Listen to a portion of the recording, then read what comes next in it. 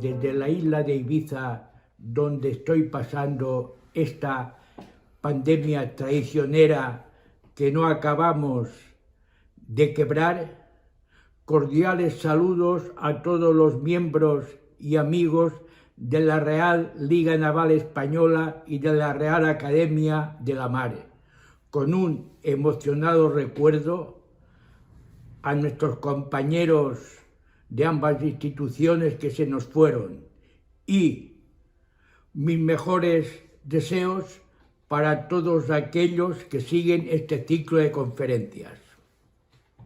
Proyección de la amenaza otomana en el Mediterráneo.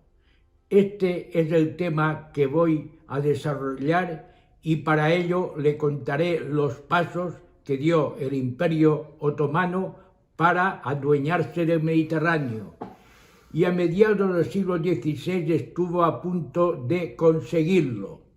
Mustafa Kemal Atatürk, el padre de todos los turcos, dejó escrito: Occidente siempre ha visto con prejuicio a los turcos, pero nosotros los turcos siempre hemos avanzado sistemáticamente hacia Occidente. Tal sentencia puede ser válida para todas aquellas invasiones procedentes de Asia que nos han traído muchos quebraderos de cabeza, como fueron las de los hunos, las de los mongoles, las de los musulmanes, que, conducidos por grandes caudillos como Genghis Khan, Atila o Tamerlán, se pararon al llegar a la orilla del mar, menos los turcos, que se hicieron marinos y prosiguieron sus conquistas por el mar Mediterráneo.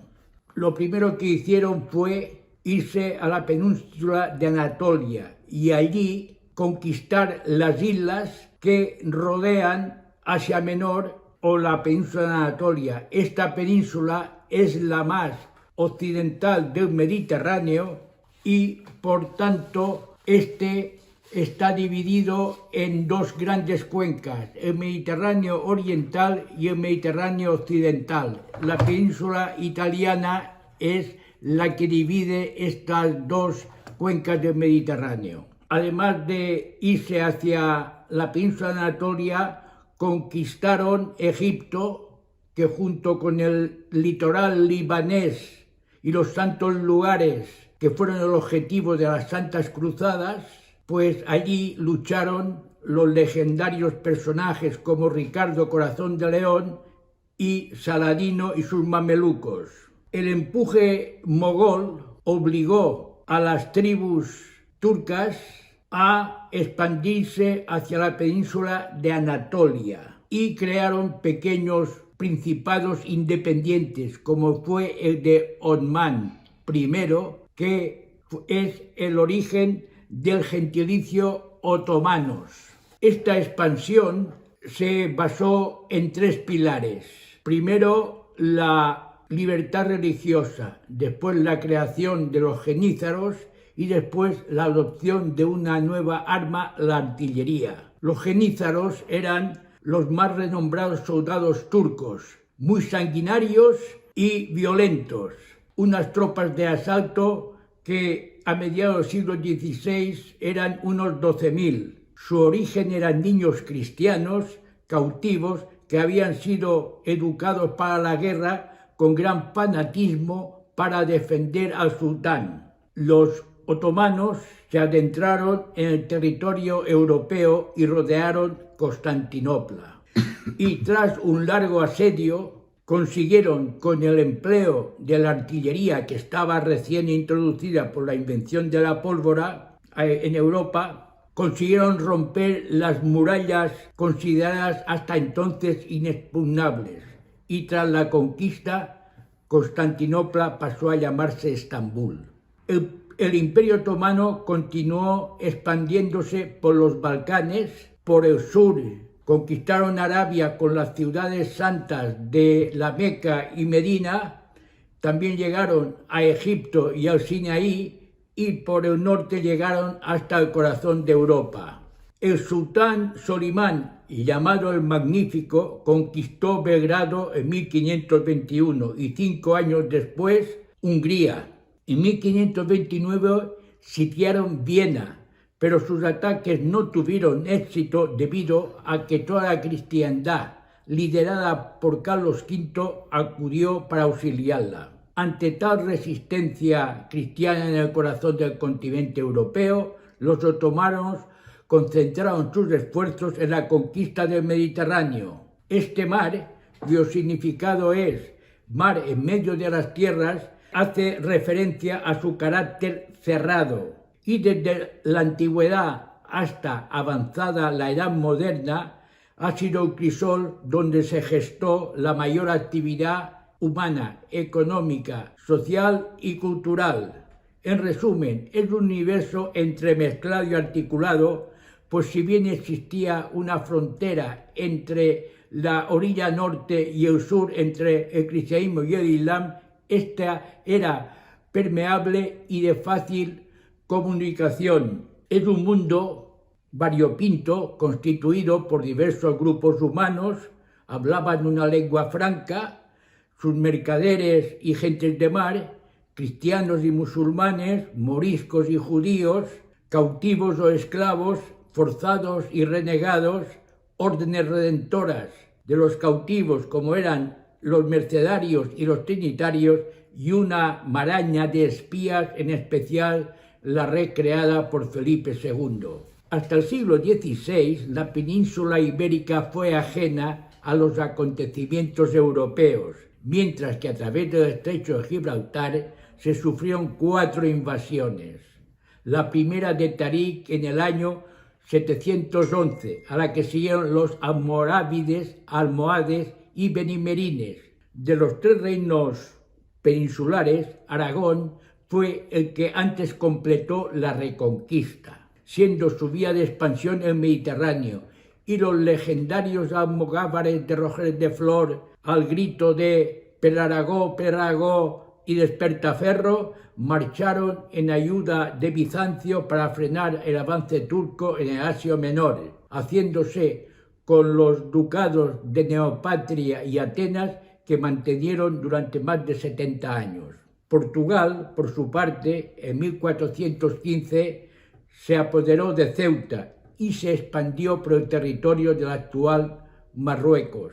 Castilla, el reino más potente de la península, mantuvo sus fronteras prácticamente inalterables con Granada durante más de 2 siglos, desde la batalla del río Salao. Incluso se ha afirmado que si se reactivó la reconquista para hacerse con el reino nazarí, fue debido a que tras la caída de Constantinopla resurgió en la cristiandad el espíritu de cruzada. A finales del siglo XV, la costa de Berbería, que está situada en la parte de levante del Magreb. El Magreb quiere decir la isla de Occidente, pues es una isla porque por el norte tiene el mar Mediterráneo y por el sur un mar de arena. Para saber hasta dónde llega el Magreb, la mejor frase que he encontrado es que el Magreb llega hasta allí donde se come cuscús. Pues bien, en Berbería albergaban numerosos enclaves portuarios cuyo medio de vida era el corso. Los corsarios berberiscos, muchos de ellos salidos de Granada y que también mantenían contacto con los moriscos de la península, asaltaban nuestras costas cautivando a sus personas y bienes, y así como al tráfico mercante de la cristiandad. Tal situación quizá fue motivada por una reacción en contra del trato que recibían los musulmanes que tras la reconquista permanecían en suelo español. Las capitulaciones de la rendición del reino nazarí solo fueron respetadas durante 7 años, pues en 1599 los reyes católicos ordenaron a Cisneros una política más dura, basada en la unidad religiosa, y al final el cardenal impuso unas medidas restrictivas que anularon casi todos los derechos que se les habían garantizado. En consecuencia, los musulmanes, que se les dijo que tenían libertad de religión para seguir practicando la suya, se tenían que convertir al cristianismo o tenían que abandonar España. Y en 1509, apenas muerta Isabel la Católica, Cisneros, de acuerdo con el testamento regio, conquistó el puerto más importante del reino de Tremecén, Mazalquivir y la ciudad de Orán. Siguió Bujía con Pedro Navarro, que también consiguió el vasallaje de Argel, Túnez y Mostagán, y después de conquistar Trípoli marchó hacia los Jelves. Los Jelves están situados en la parte oriental de la costa tunecina. Ahora es un centro turístico, pero entonces era un centro de piratas. También es conocido por la isla de Hierba o Yerba. Allí estaban los Barbarrojas, que después se harían famosos como los grandes corsarios, allí en los Jelves. Los Barbarroja eran hijos de una esclava y un alfarero albanés que habían renegado del cristianismo y se habían asentado en la isla de Lesbos. Aruj, el mayor de los hijos de Barbarroja, fue el primero que empezó a piratear y en 1505 fue capturado por la Orden de San Juan, que entonces estaba todavía en Rodas, y pasó 2 años como galeote hasta que consiguió fugarse. En 1510 se hizo con la isla de Jelves y tras sus exitosas presas, los Barbarroja, asociados con el rey de Túnez, atacaron las plazas españolas del norte de África. En Argel, así como en Túnez, a raíz de las fulgurantes conquistas de Pedro Navarro, el rey de Argel se declaró feudatario del monarca español y admitió que los españoles ocuparan el llamado Peñón de Argel, un pequeño islote frente a la bocana de aquel puerto. En Argel, la situación se convirtió en explosiva al ser su soberano tributario del rey católico, pues no era del agrado de una gran parte de la población, en especial de los andalucíes emigrados que tenían una ansia de revancha contra los españoles y vieron a los hermanos Barbarroja como sus posibles libertadores. El rey argelino se vio presionado para admitir la presencia de Aruj, aunque a la vez también pensaba librarse de él con la ayuda de los españoles, pero el doble juego le salió mal. Barbarroja fue más rápido, lo asesinó y se proclamó rey de Argel. Y esta ciudad pasó de ser feudataria de España a convertirse en regencia del sultán de Estambul. La nueva situación fue debida que para frenar el imperialismo cristiano a los débiles enclaves magrebíes no les quedó otra salida que entregarse al vasallaje de otro imperio, en este caso el turco, pero cuyo centro de poder estaba mucho más lejos. Argel dista de Estambul, donde estaba el centro de poder, cerca de 2.300 kilómetros, mientras que de Argel a las costas españolas, la más cercana es Formentera, hay casi la 10ª parte, un poco más, 250 kilómetros.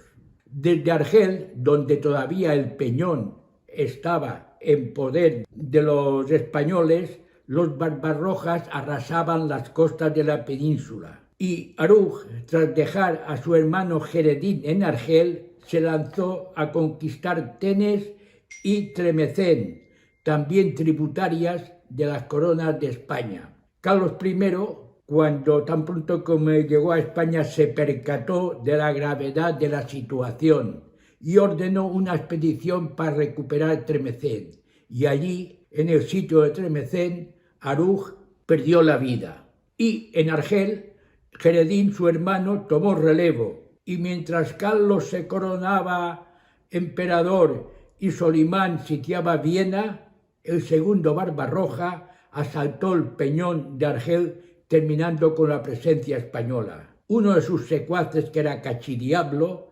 emprendió una incursión contra las costas españolas y en aguas de Formentera batió a la escuadra de Portuondo, que era capitán general de las galeras de Granada. Solimán, por su parte, descontento con su almirante tras la toma de Corón, nombró a capitán bajá, almirante jefe, a Geradín, quien en 1533, con una potente escuadra, entró en Estambul y allí se trazaron unos planes para conquistar las islas principales del Mediterráneo occidental, para que sirvieran de trampolín para asaltar las penínsulas itálica e ibérica. El pertinaz enemigo de Carlos V se unió a los turcos.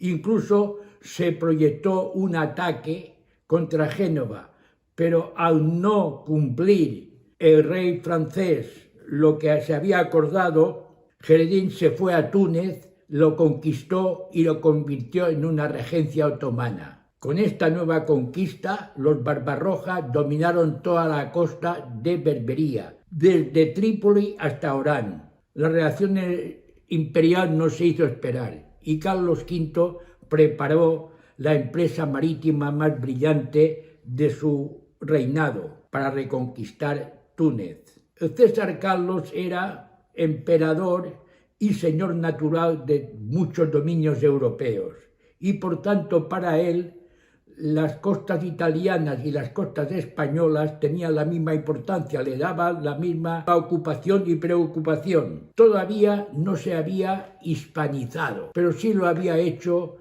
su bella y culta esposa Isabel de Portugal, que tuvo un gran protagonismo político al sustituir al emperador en sus largas y frecuentes ausencias de España. Ella fue la principal artífice de la hispanización de Carlos V y se convirtió en abogada de los intereses españoles. Por eso no estuvo de acuerdo en que primero se fuera a Túnez en lugar de Argel, pues desde Túnez se hacían las razias contra las costas italianas, pero de Argel se hacían las razias contra las costas españolas. Por esto quería que fuera primero a Argel, pero no le hizo caso. Y en Barcelona se concentró una gran escuadra donde acudió Carlos V. Primero visitó la Virgen, el monasterio de Montserrat, y después embarcó en Barcelona con salvas de artillería y un gran gentío y una gran parafernalia, donde todos los asistentes gritaban «Imperio, imperio», y se puso a la cabeza de la expedición que conquistó La Goleta y después Túnez. El botín recogido fue inmenso, unos 20.000 cautivos cristianos fueron liberados y el emperador entonces debió de haber explotado el éxito de esta empresa y marchar contra Argel, pero lo dejó para más tarde, para una mejor ocasión que no se presentó durante siglos. Los enfrentamientos entre las grandes armadas de galeras cristianas y otomanas se produjeron en el periodo en que se establecieron las ligas, calificadas de santas por estar alentadas por el Papa.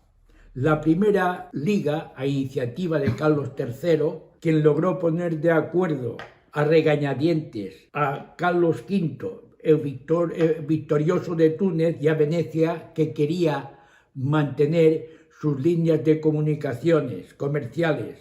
Si bien entre ambos reinaba la desconfianza, mientras que Francia pactaba en secreto con los turcos. En fin, se constituyó la Santa Liga por los estados pontificios Venecia y España, y bajo el mando de Andrea Doria se reunieron en Corfú unas 200 galeras cristianas y unos 50.000 hombres, mientras que las fuerzas otomanas eran mucho menores, no llegaban a 130 galeras y solo unos 12.000 hombres, bajo el mando de Geradín, el virrey de Argel y el gran almirante turco. Doria concentró su fuerza en Prevesa, dentro del Golfo de Anta y cerca de Lepanto.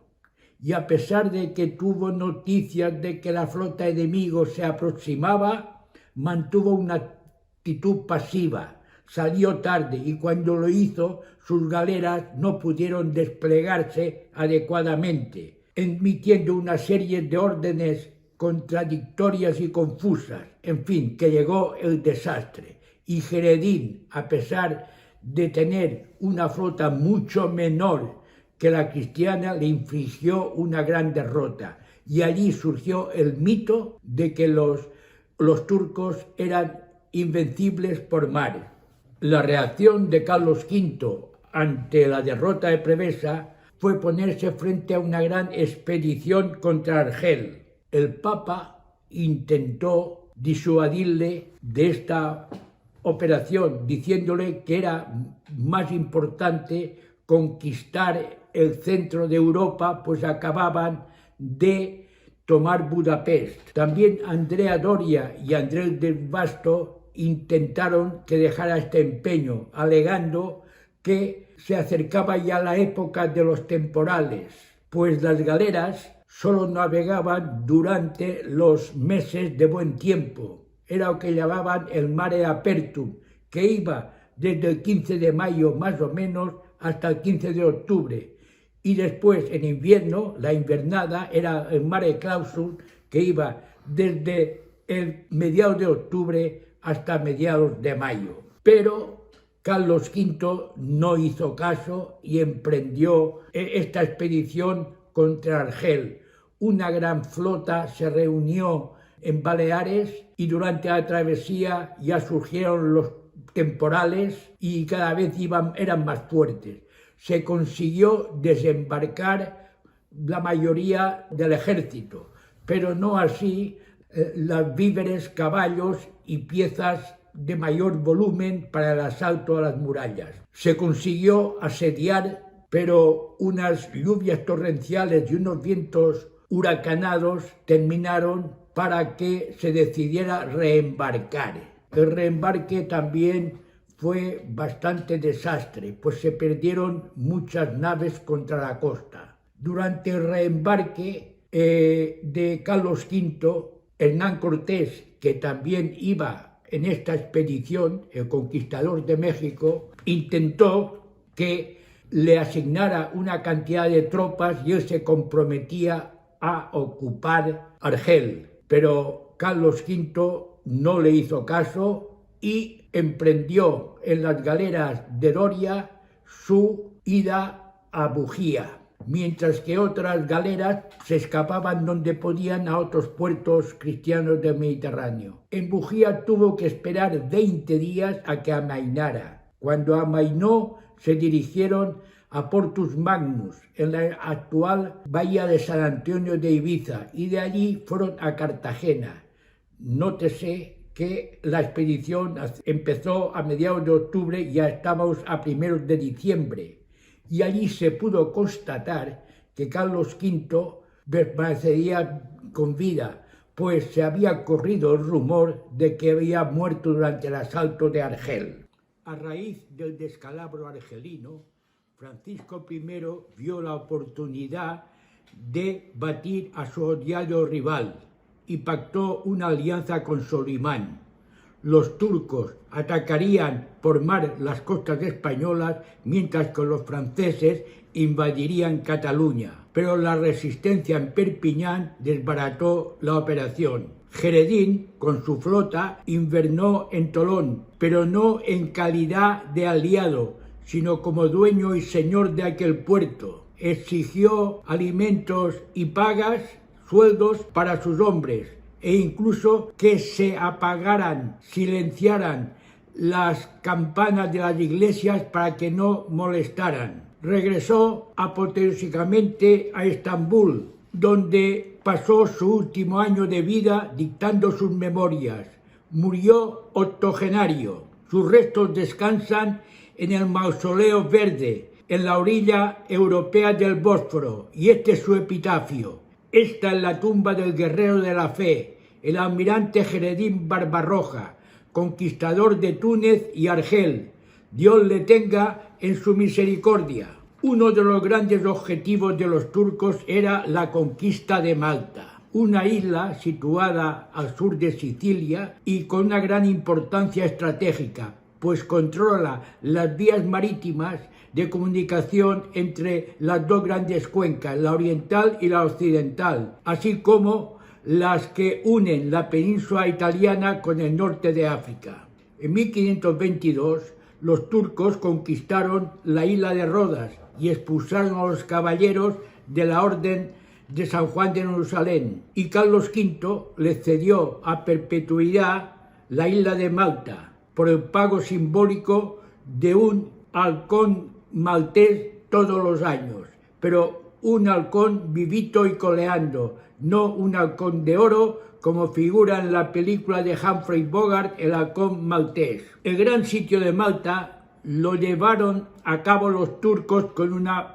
potentísima escuadra, a la que Felipe II, sabiéndose inferior, no se quiso enfrentar, pues en caso de fracaso quedaría todo el Mediterráneo en poder de los turcos. Pero un socorro desesperado de García de Toledo consiguió desembarcar en el norte de la isla y batir a los turcos por tierra. Y tras la muerte de Dragut a los pies del castillo de San Telmo, abandonaron y se retiraron. El Papa Pío V, que desde su nombramiento venía postulando por la creación de una liga contra los turcos, hizo un llamamiento a las naciones cristianas e incluso llegó hasta el Shah de Persia. Y en mayo de 1571 se firmó en Roma la Santa Liga por el Estado Vaticano, Venecia y España, correspondiéndole el mando supremo a don Juan de Austria. El objetivo era evitar la campaña naval turca del año siguiente. Por tanto, antes de que empezara la invernada de la flota, había que batirla y destruir a esta gran flota del almirante Ali Pachá.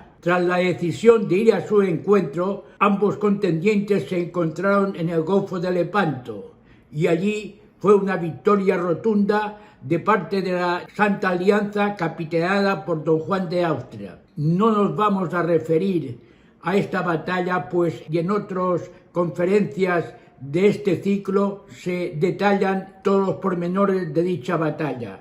Solo referiremos que para los cristianos esa gran victoria se logró gracias a la intercesión de la Virgen, pues al inicio de la batalla la flota turca, con el viento a favor, se acercaba a gran velocidad contra la flota cristiana, que todavía no había terminado de desplegarse para adoptar la formación de combate. Pero ocurrió un milagro. El viento viró 180 grados y frenó a los turcos.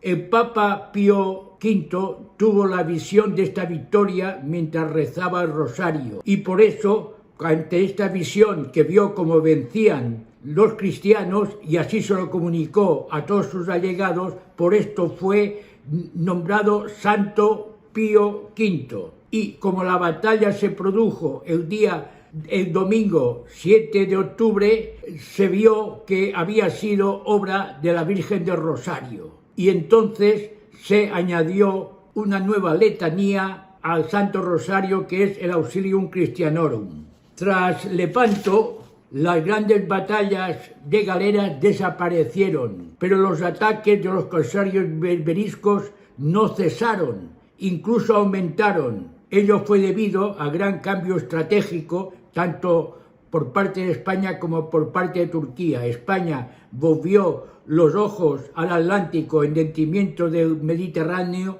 mientras que el Imperio Otomano dirigió sus esfuerzos contra Persia. La lucha pues continuó con los corsarios de Argel y los corsarios de la Cruz de Malta. Pareció pues que la victoria de Lepanto había sido inútil, pero no fue así. Los turcos habían perdido su fama de invencibles y su expansión marítima quedó frenada.